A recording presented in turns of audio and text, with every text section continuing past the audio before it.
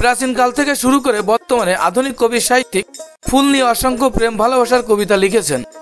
ফুল নিয়ে একটা পরিচিতি প্রবাদ আছে, যে ফুলকে ভালোবাসে না সে মানুষকেও ভালোবাসতে পারে না। কবির ভাষায়, জোটে যদি মোটে একটি পয়সা, খাদ্য কিনিও খোদার লাগি, দুটি যদি জোটে অর্ধেক তার, ফুল কিনে নিও হে অনুরাগী। প্রিয় দর্শক, আমি এই মুহূর্তে রয়েছি যশোরের গদখালি বাজারে।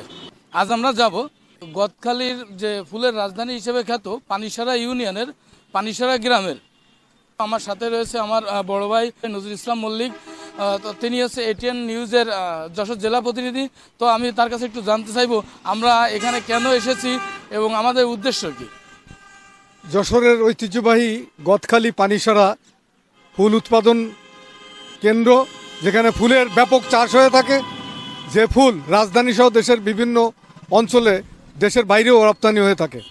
আমরা আজকে যাচ্ছি সেই ফুল যারা চাষ করেন সেই চাষিদের যে প্রস্তুতি, মাঠ প্রস্তুত করছে কিভাবে, এবং বিভিন্ন দিবসকে সামনে রেখে তারা যে ফুলের উৎপাদন করছে সেই উৎপাদন কিভাবে করছে, তাদের কোনো সমস্যা আছে কিনা, এগুলো জানার জন্যই আমরা সেই ফুল উৎপাদন বা চাষের ওখানে যাব। যে আমরা এটিএন নিউজের পক্ষ থেকে আজকে তাদের সুখ দুঃখের কথা শুনব। ফুলের রাজধানী গদখালি বাজার থেকে রওনা হয়েছি ফুলের রাজ্যে পানিসারা গ্রামে। এখান থেকে আপনারা ভ্যান যোগে যেতে পারবেন ফুলের রাজ্যে পানিসারাতে। আমার সাথে রয়েছে এটিএন নিউজের যশোর প্রতিনিধি বড় ভাই নজরুল ইসলাম মল্লিক। যেতে যেতে রাস্তার দুপাশে সৌন্দর্য আপনাকে মুগ্ধ করবে।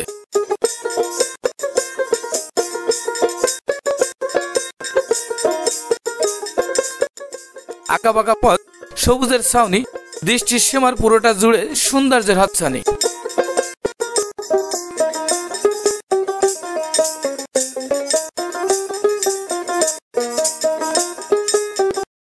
ফুলের প্রতি মানুষের অন্যরকম একটা আকর্ষণ রয়েছে, সেজন্য বিশেষ বিশেষ মুহূর্তে আমরা কম বেশি ফুল খুঁজে থাকি। অনেক সময় মন খারাপের মুহূর্তে সুন্দর ফুলের ছবি দেখলে মন ভালো হয়ে যায়। প্রাচীনকাল থেকে শুরু করে বর্তমানে আধুনিক কবি সাহিত্যিক ফুল নিয়ে অসংখ্য প্রেম ভালোবাসার কবিতা লিখেছেন। ফুল নিয়ে একটা পরিচিতি প্রবাদ আছে, যে ফুলকে ভালোবাসে না সে মানুষকেও ভালোবাসতে পারে না। কবির ভাষায়, জোটে যদি মোটে একটি পয়সা, খাদ্য কিনিও খোদার লাগি, দুটি যদি জোটে অর্ধেক তার, ফুল কিনে নিও হে অনুরাগী। প্রিয় দর্শক, আমরা এই মুহূর্তে চলে এসেছি পানিসারা ইউনিয়নের হাড়িয়ার মোড়।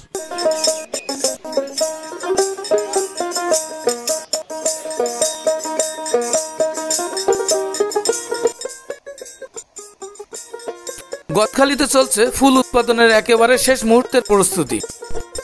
বিজয় দিবস, বসন্ত বরণ, বিশ্ব ভালোবাসা দিবস ও আন্তর্জাতিক মাতৃভাষা দিবস উপলক্ষে বাংলাদেশের ফুলের চাহিদা থাকলেও ডিসেম্বর থেকে ফেব্রুয়ারি মাস ফুল চাষি ও ব্যবসায়ীদের মৌসুমী মাস বলা হয়। জিগরগাছা উপজেলার গদখালি, পানিসারা সহ বিভিন্ন মাঠে ব্যাপক পরিমাণে ফুল চাষ হয়ে থাকে। বিস্তীর্ণ মাঠ জুড়ে গোলাপ, গাঁদা, রজনীগন্ধা, গ্লাডিওলাস, চন্দ্রমল্লিকা, জারবেরা সহ নানা প্রজাতি ফুলের চাষ হচ্ছে। দেশের মোট চাহিদার প্রায় 70% ফুল সরবরাহ করেন যশোরের গদখালি অঞ্চলের ফুল চাষিরা। ডিসেম্বর থেকে আমাদের সিজন শুরু হয়, আমাদের সিজন অটোমেটিক শুরু হয়ে গেছে। আশা করি গতবারের চেয়ে এবার ভালো একটা দাম পাবো, সেইভাবে গাছের পরিচর্যাও নিছি, গাছও লাইনে চলে এসেছে। বাইরে ছিলাম আসলে অনেকদিন, দীর্ঘ 20-21 বছর।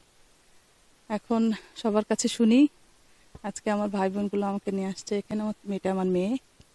তো খুব ভালো লাগছে, ওয়েদারটাও খুব চমৎকার, আশেপাশে অনেক নানান রঙের ফুল। এই বছর যশোরের 641 হেক্টর জমিতে ফুল চাষের লক্ষ্যমাত্রা নির্ধারণ করা হয়েছে, যা গত বছরের তুলনায় 2.5 হেক্টর বেশি, বলছেন যশোর কৃষি সম্প্রসারণ অধিদপ্তর। তো এবছর আমাদের কৃষি সম্প্রসারণ অধিদপ্তর থেকে যশোর জেলাতে 641 হেক্টর জমিতে ফুলের আবাদের লক্ষ্যমাত্রা নির্ধারণ করা হয়েছিল, এবং তার এগেনস্টে আমাদের এই পর্যন্ত 637 হেক্টর জমিতে ফুলের আবাদ হয়েছে, যেটা গত বছরের তুলনায় প্রায় 2.5 হেক্টর বেশি। গত বছর আমাদের এখানে ছিল 635.5 হেক্টর জমিতে বিভিন্ন ধরনের ফুলের আবাদ হয়েছিল,